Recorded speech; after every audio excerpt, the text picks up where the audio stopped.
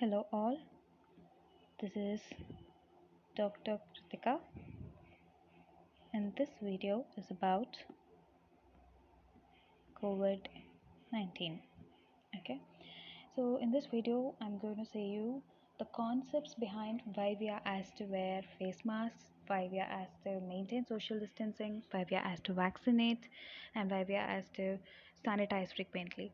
So, to understand all these, I firmly believe that we must have a basic understanding of the viral structure. When I say that I'm going to deal with the viral structure, it is not going to be detailed at all. It's going to be as superficial as possible, as any layman can understand it.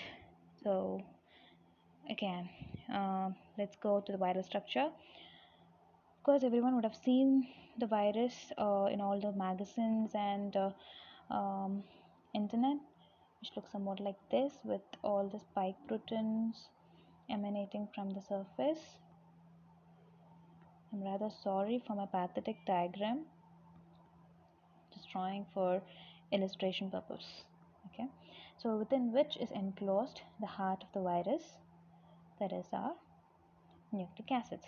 Okay, why do I call this the heart of the virus? Is because it contains all the genetic information that is necessary for the virus to replicate, for the virus to infect, for the virus, for the virulent nature of the virus, for the harmful nature of the virus, and to say it in simple terms, to say for the virus to exist or for the virus to survive, all the necessary information are contained within this nucleic acid. That is why I call this the heart of the virus.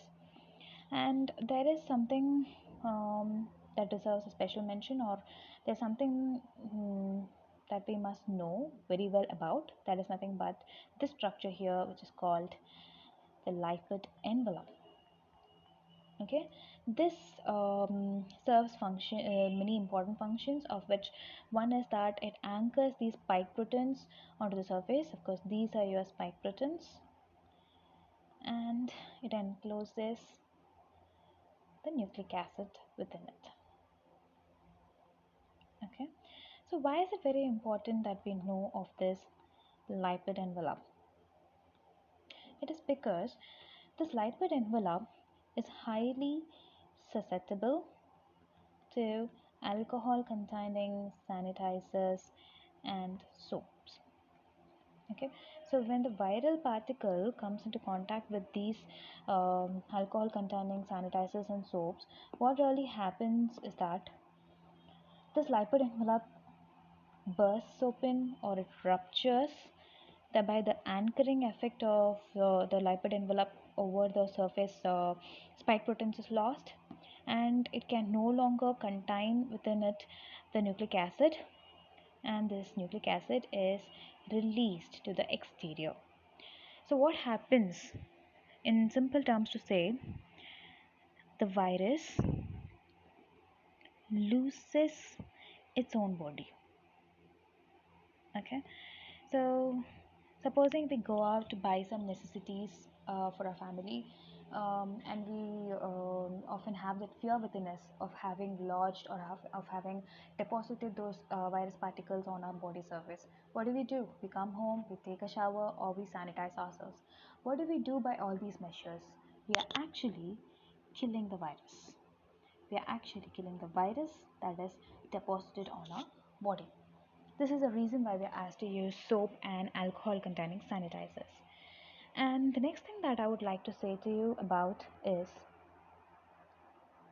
about the mode of spread. Okay, of course, we all would have known that COVID-19 is a droplet infection. That is, it is an infection that spreads via the droplets. To understand this, just imagine there is a person who's standing here, and you are standing somewhere here. That is, you are 6 feet away from this person. Supposing this person coughs or sneezes. Okay, he's coughing or sneezing. What does he do? He is releasing these droplets into the atmosphere, to the surrounding atmosphere. These droplets, they contain the suspended viral particles within it. Okay, So why I wanted to mention this here is that these viral particles that are suspended in the droplets that are released from this person, they can travel only for up to 6 feet. There is one another thing that I must say to you, that is, remember that these droplets, they differ in their size. Okay, just remember the droplets which are over 5 microns, okay, which are more than 5 microns in size, they can travel, that is on the size range of 5 to 10 microns, they can travel only up to a distance of 6 feet maximum. Okay, but the droplets which are less than 5 microns in size, they can remain suspended in the air for over long hours, that is about for about 4 to 6 hours they can remain viable, and they can travel beyond 6 feet. Okay, so that is the reason why we are asked to wear masks. Suppose you're standing here, that is, you are away from this person, you are 6 feet away from this person, but still there is a chance, okay, in this case there is a chance that you might harbor infection from this person. So this is the reason why we are asked to wear masks. Okay, this is it. And of course there is something that I wanted to talk to you more about, and that is about the spike proteins. So now come on, let's write about the spike proteins. What are these spike proteins? Why is it important that we know of these spike proteins? As I told you earlier, the viral structure is somewhat like this. It has all those spike proteins on its surface. Okay, so adjacent to this I'm going to draw a human cell. Okay, so this human cell has got certain protrusions here, certain projections here, and these are our receptors. Okay, in this case this receptor is called as ACE2 receptor. Okay, so what happens is the virus must enter into the human cells to cause disease. Okay, how does this occur? This occurs via the adhesion between the spike protein and the ACE2 receptors. Okay, so these spike proteins, they adhere to the ACE2 receptors, and thereby the virus gains entry into the human cell. Okay, why I wanted to talk to you about the spike protein here is that many must have known about what is contained within this Covishield vaccine, but for the sake of others who don't know, I would like to say that this Covishield vaccine is a viral vector vaccine. Okay, vector here means vehicle. You can just remember vector stands for some vehicle. So what is a vehicle here, or what is a vector here? So vector here is a virus called adenovirus.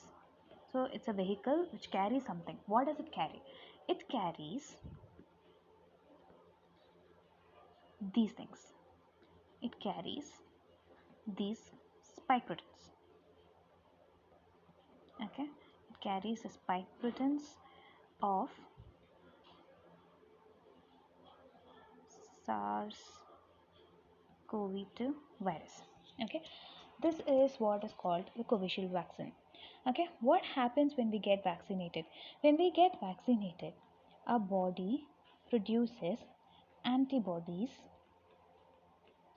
against these spike proteins. Okay, so an antibody looks something like this, some Y-shaped structure. So why is it important for our body to produce antibodies? Because when the actual viral encounter occurs, when the actual disease causing SARS-CoV-2 virus um, enters into our body, actual viral encounter occurs, our body is already primed that it produces immense or ample amount of antibodies. Okay, these antibodies here, they go and neutralize these spike proteins. Okay, they neutralize these spike proteins, thereby these spike proteins cannot adhere to our ACE2 receptors, and thereby this viral invasion is not occurring, and thereby the human cells or our body cells are free of the viral agent.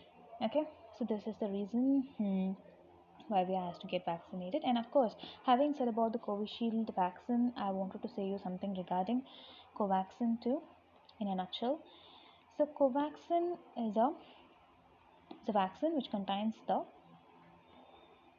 inactivated virus, inactivated SARS-CoV-2 virus in its whole sum, which means in this case, when we are getting vaccinated with Covaxin, we'll be developing antibodies